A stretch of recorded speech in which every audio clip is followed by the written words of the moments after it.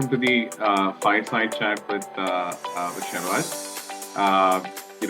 Give us a couple of minutes. We're still having folks join in. Give us a couple of minutes and we'll get rolling. I think while the team joins, let me post a googly question to you right at the start, right? Something which most people don't know about you, just so that the audience gets to know you better.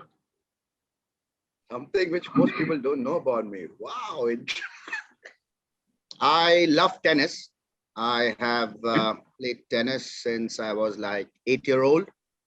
And Oh, wow. When I was in Saudi for 8 years, I participated in tennis open tournaments. And pleased to say that I did win few of them, which surprised myself, because I had left playing like for 10 years. But being a sportsman, all my, childhood, college days. So yeah, and I used to play tennis. I've won maybe 6 to 7 tournaments, would be 1 or 2 a year. Used to play around 5, 6 a year. So sometimes runner up, but yeah, I've been a champion for around 4 to 5 of them. And coming to UAE in the last 6 years, playing paddle tennis now. So past the 40-year, stage. So started playing paddle yeah, I've won around 4 to 5 tournaments there as well.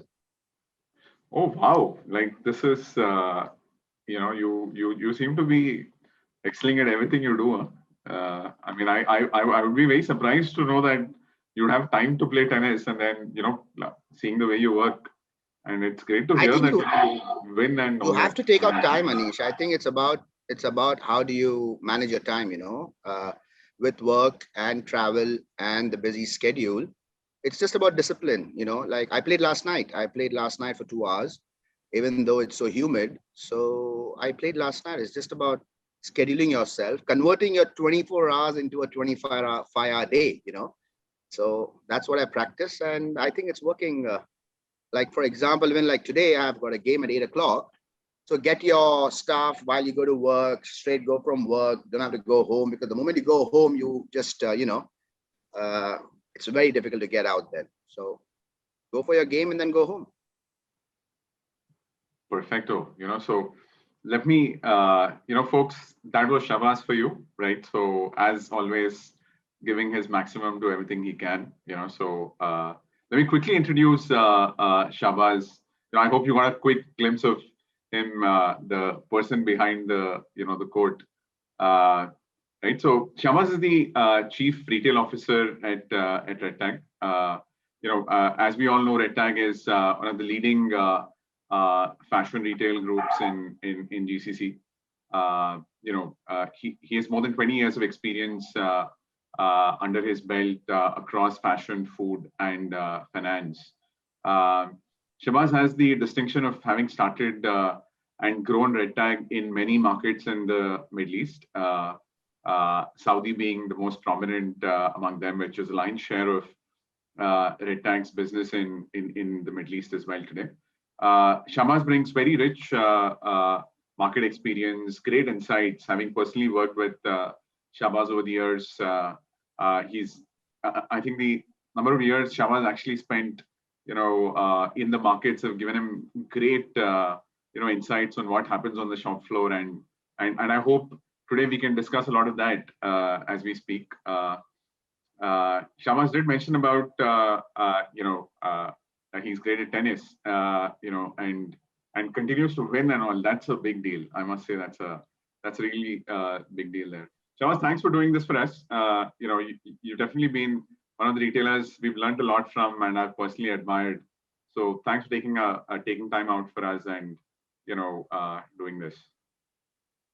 Thank you, Aneesh. Thank you very much. That was very kind of you. Some kind words there. Yeah, my name is Shehbaz. I'm the Chief Retail Officer at REDTAG. REDTAG is a fashion and homeware brand born in the Middle East for the Middle Eastern people.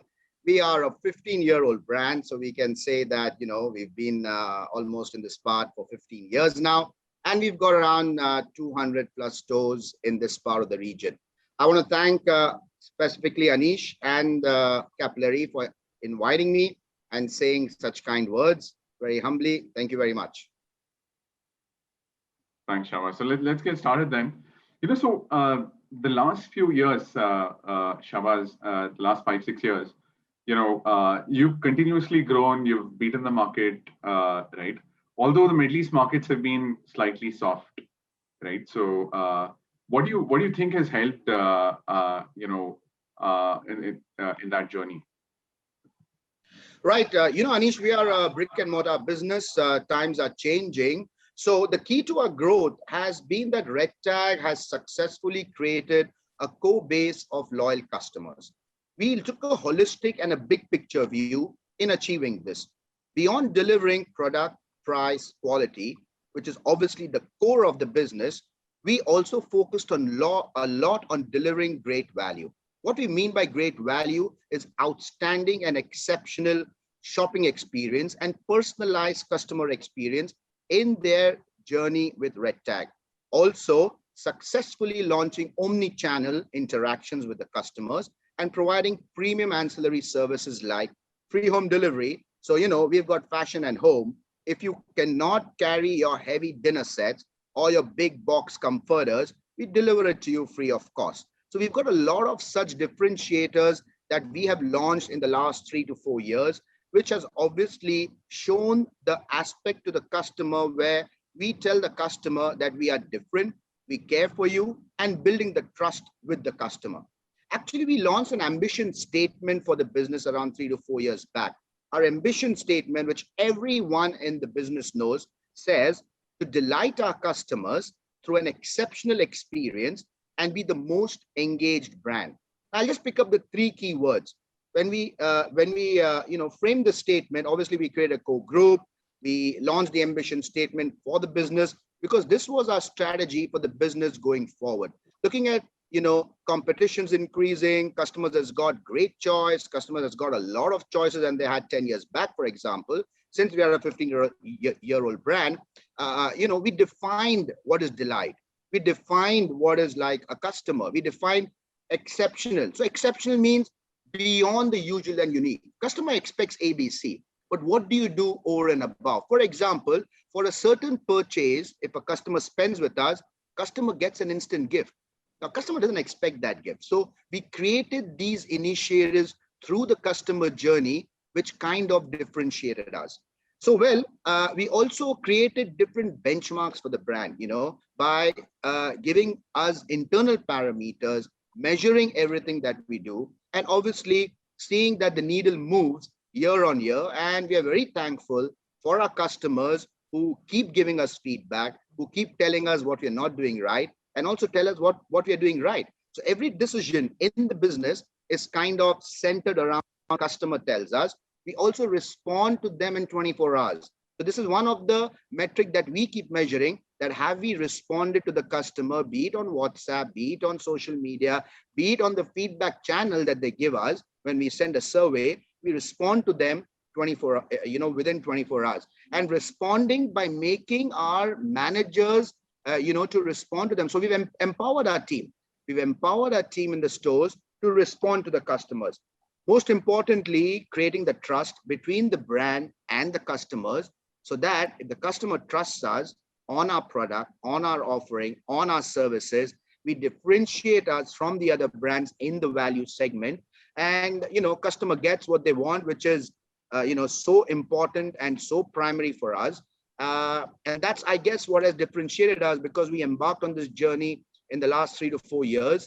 And very humbly, I think the team has taken it up really well. And it's been the journey that we are on. It is going to be the journey because, in retail, you just can't stop at one place, and it's moved on. I'll just give you some anecdotes. Yeah. So in Bahrain, one of our customer wanted to buy a birthday gift for her daughter. Her daughter was around 10, 12 years old. This was in one of our stores in Bahrain. It was a red color dress, and the size was not available. We know when you go to any stores, we also face this, you don't get the size, the one that you like, you don't get the size. So we have a brand promise which says, if we have it, we will get it to you in 48 hours. But in this instance, what happened was that size was available in Bahrain. We've got around 10 stores in Bahrain. In another store, we made sure we delivered that red dress to the customers in 3 hours, barring the small country. We made sure through our endless aisle, which we have as a software in the business, we delivered that red dress to the daughter of that customer in, for example, 2 to 3 hours. The delight that created for the customer, the feedback that we got for the customers, and very humbly, I think she would be customer for life with REDTAG. So such examples, and I'll keep giving you such examples, how we've done and embarked on this journey, and how the team has, taken it up on them and realized that what this can do for the business. Right. So Shehbaz, so having seen you transform REDTAG over the last 4-5 years, it's been amazing to see that, right? So, and doing some of the anecdotes you gave, doing it at a scale which is much smaller is one, right? But doing it at the scale of of the company. Sorry, that's my daughter behind there, and give me some time on that. So how do you do it at scale, Shehbaz? Being able to deliver that experience at that scale. Yeah, so Aneesh, it's all about a clear strategy defined for the business, and we created an operating plan to achieve the strategy and the training that we did all across the business.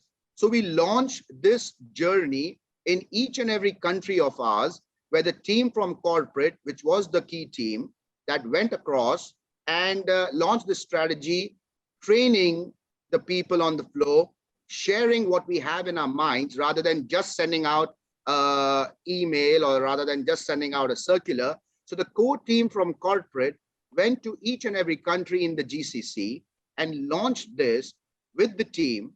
The training team that we have did the training to each and every one.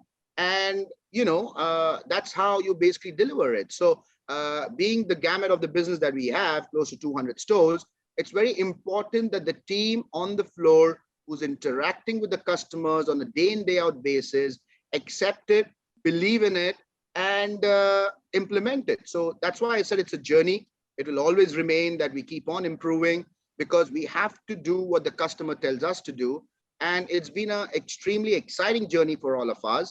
And the team is doing it, in each and every country. The country heads with their team are implementing the strategies and the differentiators that we've created for REDTAG. Right.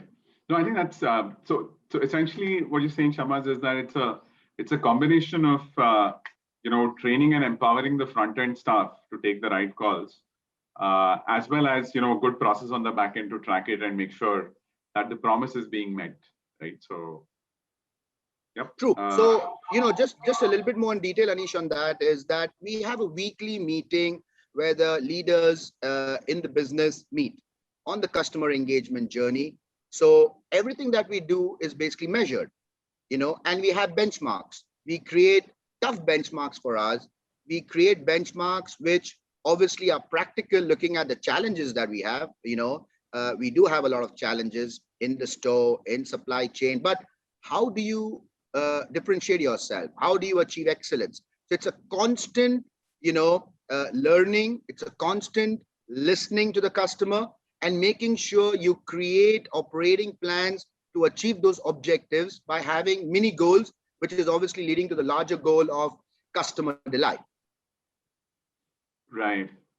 No, and I think as you said, some of these small things in each customer's engagement with you is what makes them lifetime customers, right?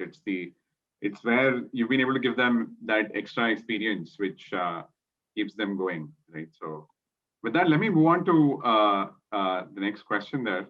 So you've spent a lot of time and effort, Shehbaz, really with a very fine comb, redesigning the whole customer experience, right, at REDTAG over the last 2-3 years, right? And we've seen you go step by step about it, change your stores, change the way you communicate, a lot of that, right? So so the question I have is, what are the key insights and key takeaways for business leaders who are looking to do, redefining their own customer experience? Well, REDTAG has based its acquisition and retention strategies around listening to our customers. So it's very important that we listen to them. So before we launched the strategy, Anish, we actually did a research for almost 3,000 of our customers, where it told us what the customers want, what the customers generally find a pain point for, what the customers are looking for. So based on the research that we had and based on the feedback that we got, three major buckets was: one, the cash counter; second was the fashionability in the business or in the apparel; and third was the loyalty program. So we created strategies around these pain points. We created strategies, for example, how can we have a fast and quick checkout for the customer? Because customer will spend 3 hours in the store, but the moment they've done their shopping, they don't want to spend a lot of time at the cash counters. So how do you have a very quick checkout at the cash counter? How do you give the fashionability to the customers that they want by, looking at the current trends, getting a supply chain up to speed so that you get the goods in the store, offering the latest trend to the customers. And they also wanted a very robust loyalty program. They wanted to see, every one of us want what's in it for me. So similarly, customers, saying what's in it for me. So how do you create personalized shopping experience? How do you create strategies that you talk to the customers, what they want you to talk to them, reach out to them possibly once a week? We've got customers who shop with us once a month. We've got customers who shop with us once a week. So you don't want to communicate to the customer who shops to you once a month, 4 times a month. That will, piss off your customers. So creating such communication strategies, creating, strategies for every touch point where the customer is kind of delighted, like the anecdote that I gave you about find your size. So we have a brand promise, which actually everyone in our team has signed, and that board is there in every store of ours, which is, if we have it, we will get it to you. So if I don't have the size, or if I don't have the product, we'll get it to you. I'll give you one more example. In Kuwait, one of our customer, a platinum customer, who's like the top tier customer, could not get all the pieces in the dinner set. So in the dinner, so you've got dinner plate, you've got quarter plate, you've got mugs, you've got sauce and all of that, right? Now, it was not there in Kuwait. Again, we've got around 10 stores in Kuwait, not there in Kuwait. Our country head saw that it was available in Khafji, which is on the border of Kuwait and Saudi Arabia, drove down to Khafji, got those number of pieces that had to be, received to complete the dinner set, got it back, packed it properly, and gave it to the customer, creating a proper 47-piece dinner set. It was a very fast-moving dinner set, so it kind of sold out, yeah? And delivered it by himself. The country head of Kuwait delivered it by himself. You can imagine the delight and the experience of, the customer. And these are all real experiences, Anish, and very blessed to have a team that we have where everyone has taken it up, and said that, listen, whatever the customer wants, we'll do it. Crossing over borders, crossing over countries, getting those number of pieces, making that whole set, gift wrapping it, packing it to the best, that we can, and then giving it to the customer. And the customer testimonials that we get, all we've got for this, example, is really extremely blessed to, get that.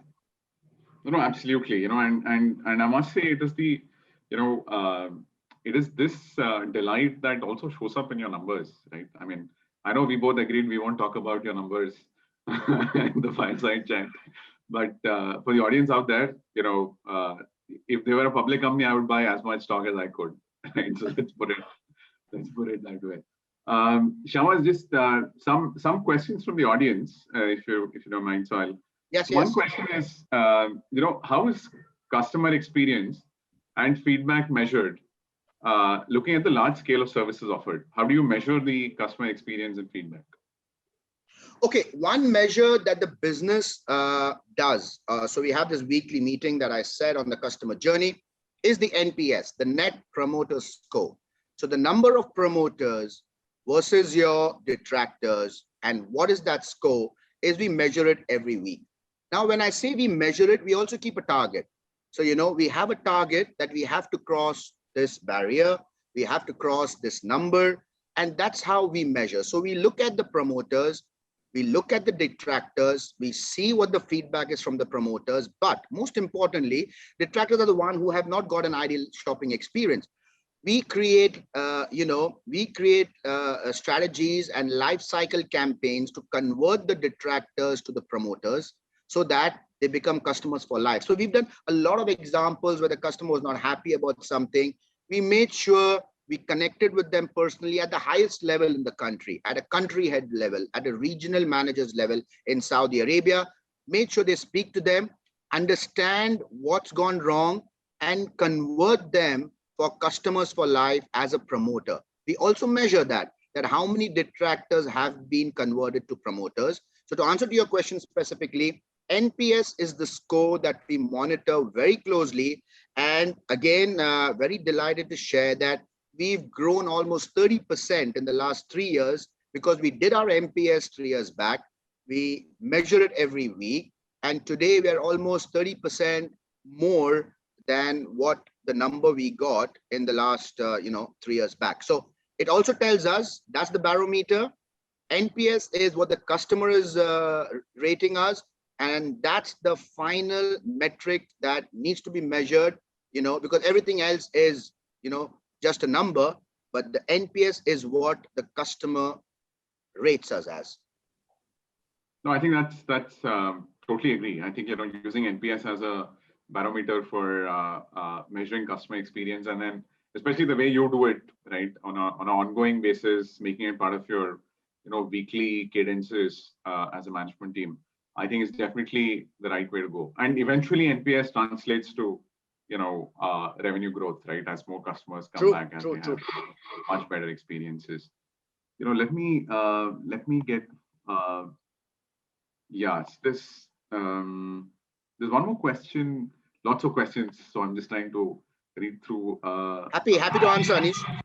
Happy to answer any question. There's an interesting question from Mr. Sitaraman. So the question is, to you, customer delight precedes profitability in each sale? Customer delight precedes? Profitability in each sale. See, the customer delight is so important that what is the delight? Delight is surprise and pleased beyond expectation, right? So we've even defined the word delight. So to Sitaraman, I want to say that pleased beyond expectation. So I expect XYZ with REDTAG. When I go to shop with REDTAG, have I got XYZ plus plus plus, right? So pleased beyond expectation. But at the end of the day, to Sitaraman, we have to be profitable. That's why I said we measure everything we do. So there were a few initiatives which we had launched, which were not profitable, in the sense were not giving the output that we expected. At the end of the day, if you have a customer who's loyal to you, he or she would surely come back to you more often, spend with you more, and obviously the business would do well. So I think it's not either or, it is and, you have to delight, because that's something that today you can't just give away, because if the customer does not, get delighted and does not like the shopping experience with you, he or she has got around 20 choices in the segment that we, operate. So I think it is and, so which would lead to the profitability.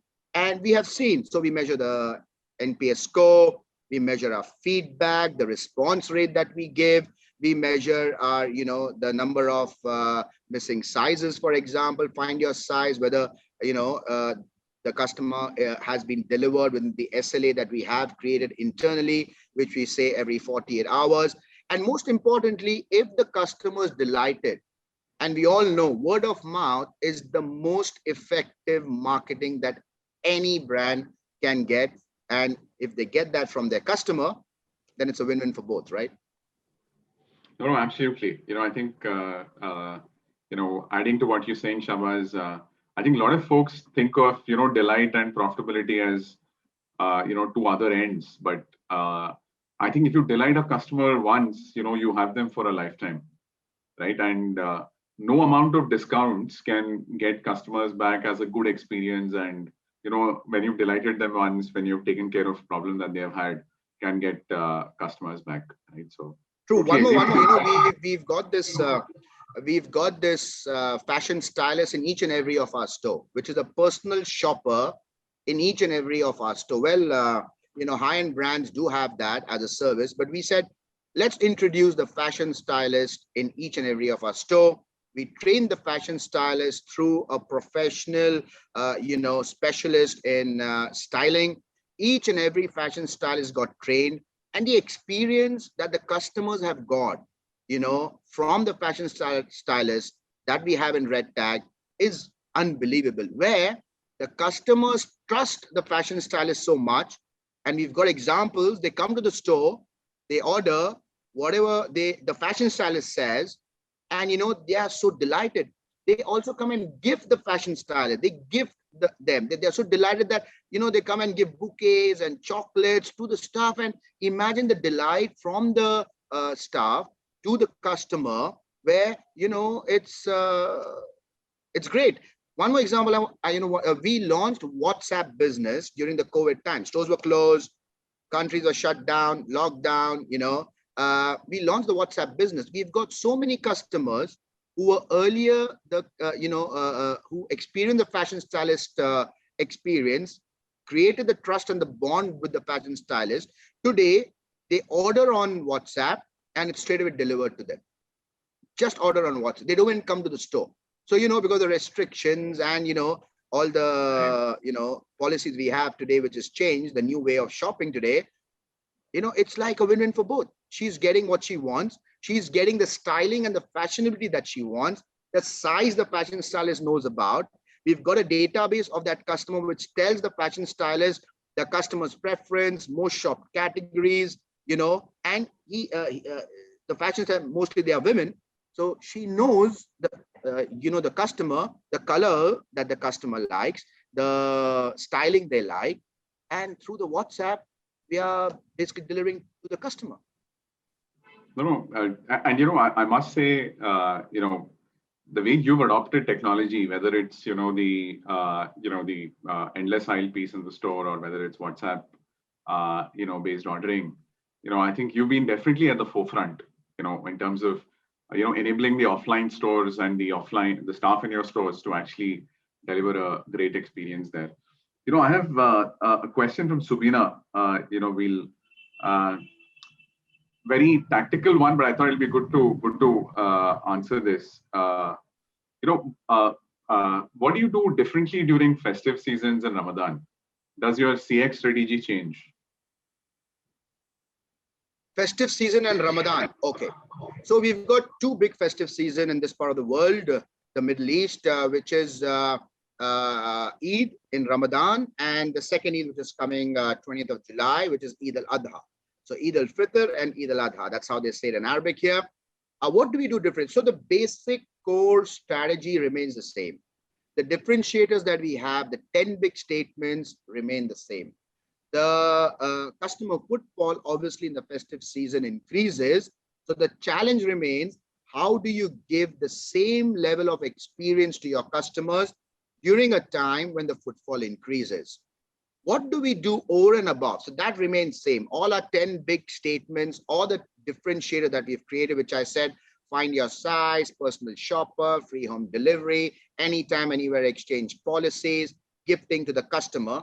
What we do on this one bucket of gifting to the customer, we have gifts that we buy specially for a pool of our customers, where we invite them to our stores and give them gifts.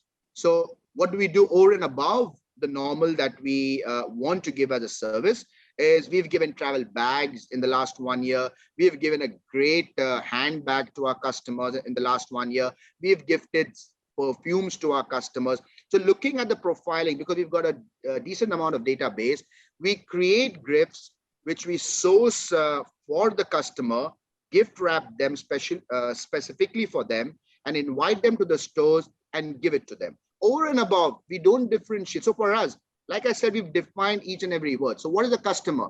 Anyone and everyone. So just because a customer is shopping with me, just because a customer is spending X amount with me, doesn't mean I'm going to pamper her more than the one that is not shopping as much. So in Ramadan now, we had this Ramadan Bonanza campaign, which entitled any customer, you shop or you don't shop, to enter the draw. And we gave away 600 latest Samsung Galaxy phones to our customers in a lucky draw during the Ramadan period.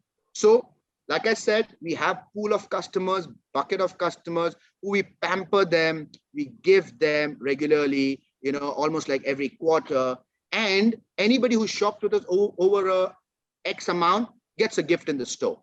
So they get a gift, and that again creates a delight. During a festive season, we buy specific gifts, that creates a delight.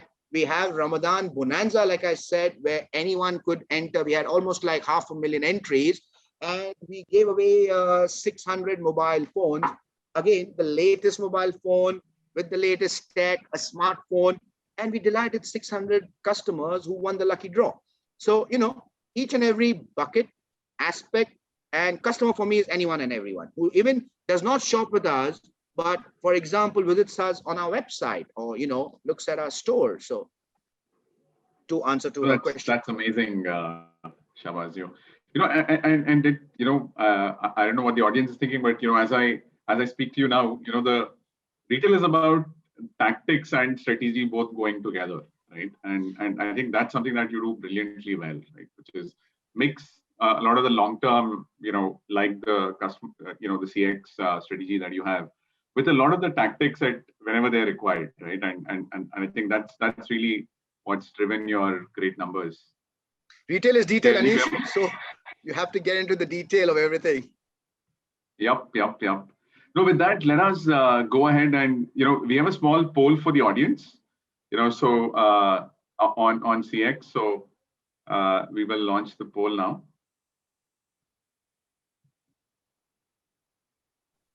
That's the question there for you. What's the most important goal a robust CX strategy can help you achieve? The options are delight customers and win their trust, a seamless customer journey, increase customer lifetime value, ultimate personalization, and elevate brand loyalty.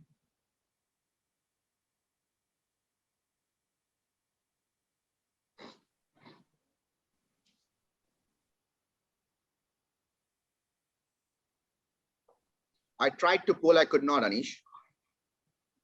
I guess both you and I can't poll, right? So.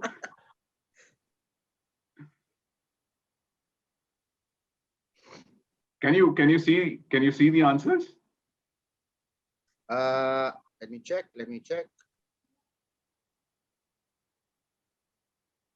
No, I guess you can't. It shows up with you, and yeah.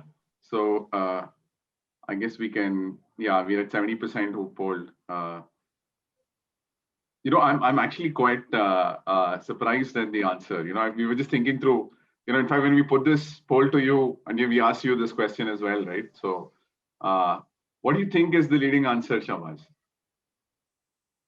I can't see the poll right now. I tried to poll, and then somewhere it's I can't. Okay, one second. Yeah, okay.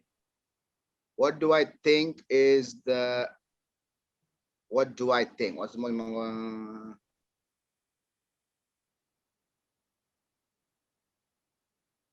important goal Rubus help you achieve?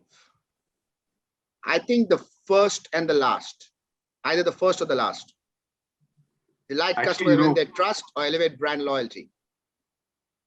Yeah, I must say this, right? So we put this question up, and we were just discussing what should be the poll question, and and I asked Shehbaz the question, and he said, look, it should be winning customer trust, which is why the first one came up there. And can you see the results now? Let me share the results. So I think a lot of folks on the call think likewise like you, Shehbaz. So wow, man. Yeah, I actually would have voted for increased customer lifetime value, to be honest. So you're a businessman, Aneesh. You will look at the money side. Yeah, no, that's, so Thanks for that, everyone. Thanks for replying on the poll there. Going next, Shehbaz, you did mention about, that building a loyal base of customers was a very differentiated strategy for you, right? And we've been working together for about 7-8 years. And even when we met very early, you had said this like, in the same tonality even then, right? So I think the question is, what are your learnings, given that you've been investing a lot in the loyalty and customer engagement space over the years? So, REDTAG's program is called, the loyalty program is called RT Rewards. And we are blessed to have more than 14 million members on our database. And around 90% of our business is from our repeat, customers. But the most important part was creating the trust and consistently delivering what we promise. So the word consistent, if we say today, even the next time, even the third time when the customer comes, how do you deliver the promises that we basically offer to our customers consistently? I also spoke about pampering the customers, so we do pamper our customers by giving them not only monetary benefits. So it's a very robust and effective program for the customers and for us. But at the same time, a lot of soft benefits are there, where we've got personal, styling experiences during the launch period. We have specific, promos and offers for our customers who are the loyal customers. Gifting is a part of it. And also for our platinum customers, for example, you've got a dedicated line, a counter for the platinum customers to ease the checkout, for example. It gets busy at times, especially in Saudi Arabia, which is one of our key markets and the most important market for us. So it gets very, very busy. So how do you have a very quick checkout? So for our platinum customers who have achieved that, tier, we have a dedicated checkout for our platinum customers. Sorry. Most importantly, when we launched the REDTAG Listens, which is we respond to you in 24 hours, is every decision that we do in REDTAG and we make is centered around the customer feedback.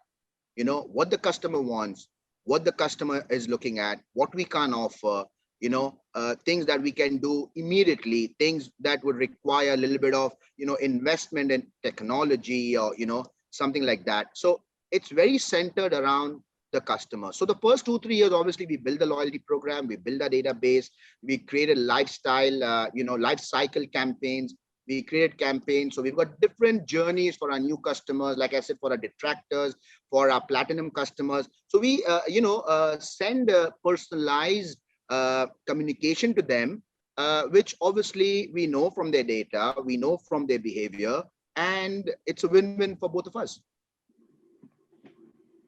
Right. So again, I think some key points that you made, which, I think totally resonate, is going beyond just the, the points or the discount stuff, and making customers feel special, especially the platinum bucket that you spoke about, right? I think that's been, again, we've as we've seen from your data, Shehbaz, I think once customers become loyal, then every transaction you see the impact of that, right? So with that, let me go. True. I think what we've seen in our data is the more they shop with you, they get obviously more loyal with you.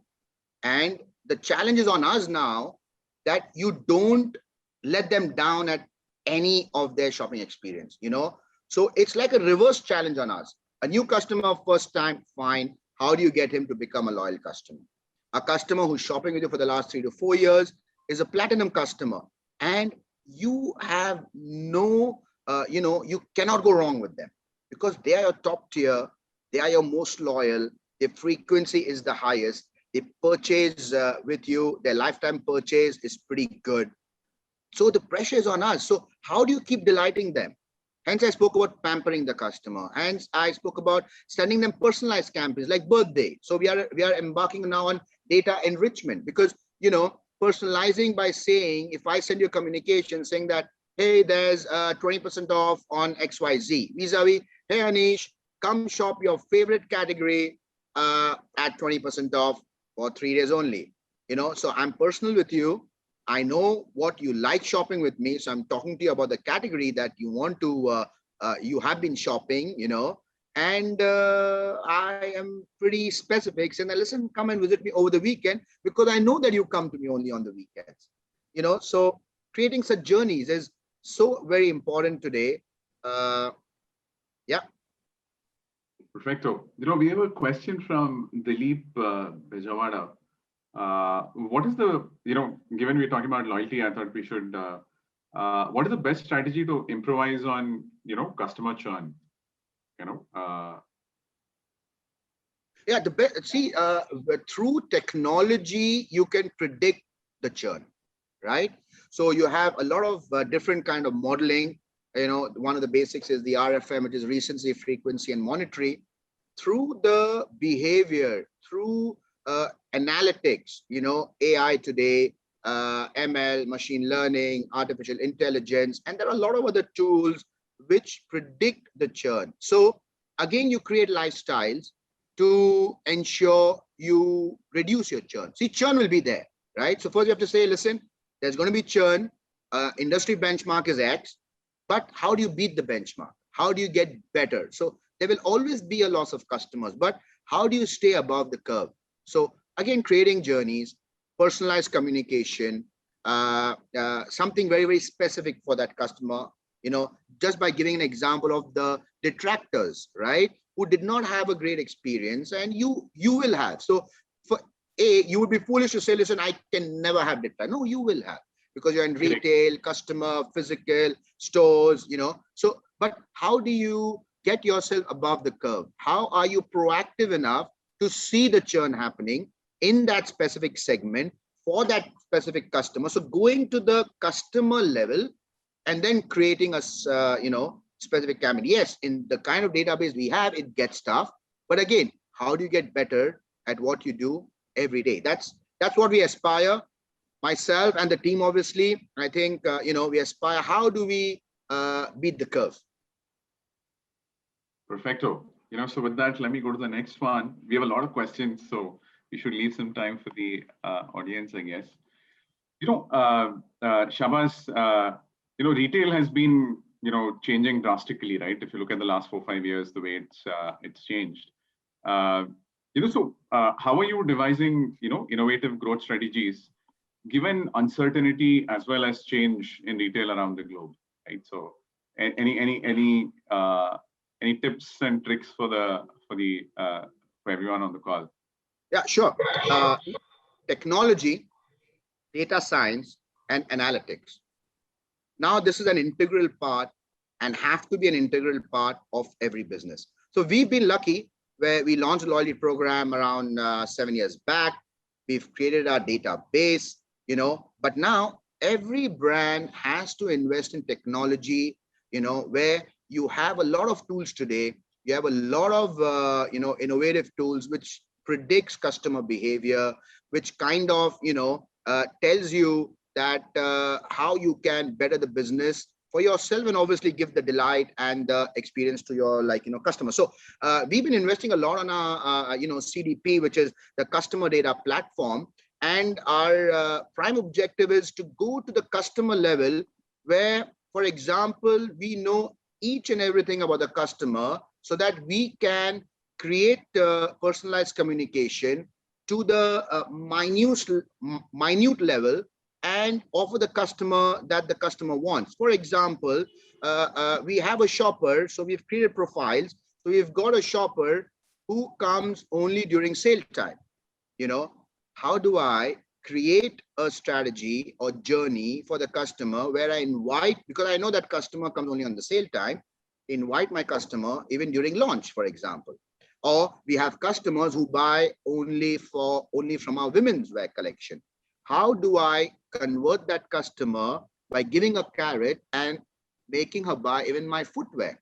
So REDTAG, women collection, and you match the footwear with that, so creating such journeys. So I think the CDP, the customer data platform, is something that I think it's a given today, where you get a single view of customer to the minute detail, name, day, date of birth, age, gender, demographic, location, the number of times you shop with me, the days, whether it's weekday, weekend, time that you shop with me, and creating then journeys and personalizing with them. And I think again, feedback. So you hear from them, you have quick research with them based on the profile that you want to create. And for example, we saw that we want to know the reason for returns. Now, returns in the business is going to happen. In retail business, customers are going to come and return. But why are they returning? Which department are they returning more? So that we can improve. If it's a size, let's look at our size. If it's fashion, let's look at our fashion. If it's fit, let's look at our fit. If it's a color, let's look at, that the customer do not like specific colors in kids, for example. So I think feedback is extremely important to create strategies and the decisions that you make in the business. And using technology, investing in technology is a given today. You just can't, stay out of it. Also, getting in-store experiences, like I spoke about endless aisle. So in the store, you've got the pads, if the size is not there, I'll get it to you in the next 48 hours, making sure it's delivered, creating SLAs.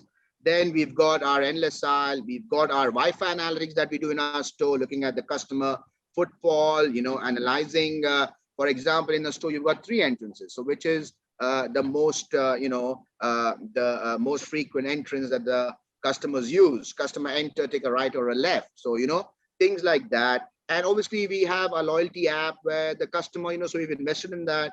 Customer can know their last transactions, the points they have, how many more points they need to jump a tier, so you have to keep investing in technology, empowering the store team. So a store manager, for a chunk of my top 50 customers, for example, per store, he gets a message. So he knows, okay, Ahmad has entered my store.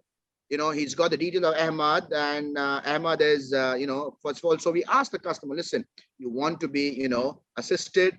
So you go, hi, Ahmad, how are you? Thank you for coming. Now the store manager knows, okay, Ahmad came to me 2 weeks back. He buys menswear from me. He shops a lot of, the men's collection. So, hey, Ahmad, this is my latest menswear right now. This is the latest trend. And how would you want me to assist you? Empowering your team, very important. Giving them the technology that can give them the information so that can help the customer again, So I hope I've answered your question, Aneesh. Yep. I think you gave a lot of good things to do there, right? So I think that mix of technology and then empowering at the front, I think is a definite key takeaway. We have a question from Landon. How do you calculate the cost of the loyalty program and prove the ROI? Obviously this is a question which you take very seriously. We do know that. So I thought it'd be good to ask you here, right? So how do you calculate the cost of the loyalty program and prove the ROI? They've also said,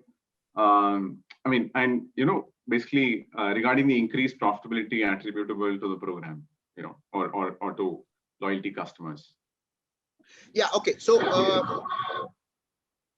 our campaigns, the measure that we do is incremental sale. So it's an industry benchmark where you create a control group and you create a group that you reach out to. The difference in the conversion of the response rate and the spend with us is what we call as incremental sale. If your communication, which is again, I am saying personalized, because one is, even we've gone through the journey, we used to have mass communication. Launch of a season, mass communication. Then you have sale, mass communication. You have any other offer or a festive. Right now we are doing personalized communication. We know the tiers of our customer. We know the profile of the customer. We've got 13 profiles, by the way. Yeah. And we've got 3 tiers, which is the basic silver, gold, and platinum. So accordingly, we create campaigns. Now the incremental sales has to pay off your loyalty that you are spending on. So A, is your incremental sales X% to your top line, which is the benchmark that you have to beat. B, what are you spending? And for that spend, what's your MROI, which is for every dirham, how much the customer is spending with you. C, what is the cost of acquisition and over the life cycle campaigns that we've created is the customer giving you the cost back by again looking at your MROI, which is for every dirham you've spent, either for acquisition or for media, and is that paying you back? So I think if you've got a decent analytical team, good tools to predict, your campaigns and the frequency of your campaigns, for sure your loyalty program will pay you back. In fact, we've been pretty happy with our loyalty program, and it's been 7 years. So it has for sure paid us back. Perfecto. So there's another lots of questions, I must say. So this one interesting, huh? I didn't expect that there would be so many questions. I thought that only you would ask me the questions. No, there are 28 questions in Q&A, and in the chat box there must be another 25. At least 50 questions, right? So good. So the question is, how did COVID affect your business? What differently you did for customers as well as for your employees during COVID? And then the follow-on question, which is, we all know that shopping is going online post-COVID, but let's take the first question, right? How did COVID affect your business, and what did you do differently for customers and employees? Right. So COVID affected everyone, and obviously we also got affected. So firstly, because of our customer engagement journey that we had embarked on, we were listening to our customers. During COVID, there was a lot of feedback saying, why don't you start online and why don't you start WhatsApp? So we were there, but we had two strategies. We started online in Saudi Arabia, and we went the WhatsApp route in the non-Saudi market, because at the same time, you can start anything very quickly, but we don't want to disappoint our customers. We don't want to say X and offer X minus whatever. We always want to offer X plus plus. And that's what we aspire, and that's what we want to do. So COVID told us that as a business, we were pretty agile. So we very quickly embarked on the WhatsApp journey for the non-Saudi market. We started creating digital catalogs. We started communicating digitally because the stores were closed, countries were closed, there was a lot of lockdown. Got the team on board. They were so passionate about customer delight, and we were so agile that within like 2-3 weeks we were full blown into WhatsApp. We had created digital catalogs, we were marketing digitally, and we gave our customers what they wanted during the WhatsApp period. And I very clearly remember last year, same time during Eid al-Fitr, the countries which were closed, for example Oman, we delighted a lot of customers. It was Eid shopping, they wanted to shop for their kids, they wanted to shop for themselves. So we had a great response on our WhatsApp. And till today, again, we are delivering through WhatsApp, which I just mentioned earlier. The customer built the bond with the fashion stylist, and they just order on the WhatsApp and it's delivered. So we've got like customers who say, listen, every new season, okay, or a launch in ladies wear, show me what's coming and send it to me. I like ABC, send it to me. So I think it got us very agile. It got us to go on the WhatsApp online for Saudi Arabia, and told us as a business, we got back and fulfilled what the customers wanted, again, in a very, very quick time. So every WhatsApp kind of is delivered in 24 hours if it's in the city, if not in 48 hours, if it's kind of a little bit outside from the main city. And for the staff as well, I think we held on with our team. Yeah, a few structural changes here and there. So you had to look at your structure, but it gives a good, good chance to revisit the complete, business structure, the policy procedures, customer-centric metrics, measures, and a complete introspection for us. So yeah, I think it was a good learning. Yep. I think COVID definitely at least got all of us, uncomfortable and thinking, right? And the next question here, Shehbaz, and I think we'll have only 3-4 minutes, probably this will be the last, is, what are the consumer trends that you're seeing in the Middle East landscape of late? Obviously, one that being alluded to here is shopping going online, post-COVID. But any other consumer trends that you're seeing in the Middle East, and would love to hear. Yeah. And you see, our biggest market is Saudi. Now, the trend that we are seeing is Saudi Arabia is dominated by the youth. So 70% of the population in Saudi is below 30 years. Hence, the buying behavior is changing. The shopping, by them is changing. They're very, very digital savvy. So how do you keep a brick and mortar business like us online? Yes, it's a given. And we are embarking on, in the sense we are trying to get good at that. We are in the journey of that. But at the same time, when 90% of your business is brick and mortar, how do you create that experience for your customers? So the youth, how do you cater to the youth? So your marketing campaigns, for example, earlier we had horizontal content. Now you need everything to be vertical because Instagram, TikTok, Snapchat, right? So how do you change your marketing strategies, going very digital, going more digital, going on the right digital channels for the right population? Like Snap is very big in Saudi Arabia. So you'll be foolish if you go on Facebook. 3 years back, you were doing a lot of bombarding on the Facebook. You'll be foolish. So you change yourself, again, do the research, a lot of listening to your customers. So your feedback, system should be really strong and robust. A lot of business have feedback, but what do you do about it? So I think getting serious about what they are telling you, regularly review it. And I see a change where with the competition, because like I said, we are a 15-year-old brand. Now, we didn't have so much of competition 15 years. So, the retailers dictated and, this is what we have. But today, no, you have to change. The customer dictates. Customer has always been very important. But in today's time is, if he or she gets it somewhere else, you lose that customer. So how do you keep them engaged? How do you keep the youth in Saudi Arabia engaged, who is a different customer altogether, which was 15 years back? So the behavior is changing, profile is changing, shopping, the digital channels are changing. So how do you make your stores more engaging? How do you get that personalized service really exciting to your customers? So, yes, you can shop online, but imagine I go there and I know that Mariam is my fashion stylist and she will give me the right outfit for me because I want this for my evening today. So the youth in Saudi, have the trust with the fashion stylist, goes to her, she gives her the right dress or the fit or the color, based on her body shape. So these are the kind of fine tuning and the detailing that we've got into through training from a specialist. So I think creating strategies and beating the curve by specializing yourself in that domain, because ordinary is you can't be ordinary today. You just cannot. Right. Shehbaz, I think this has been, as always, every conversation with you is very, very insightful.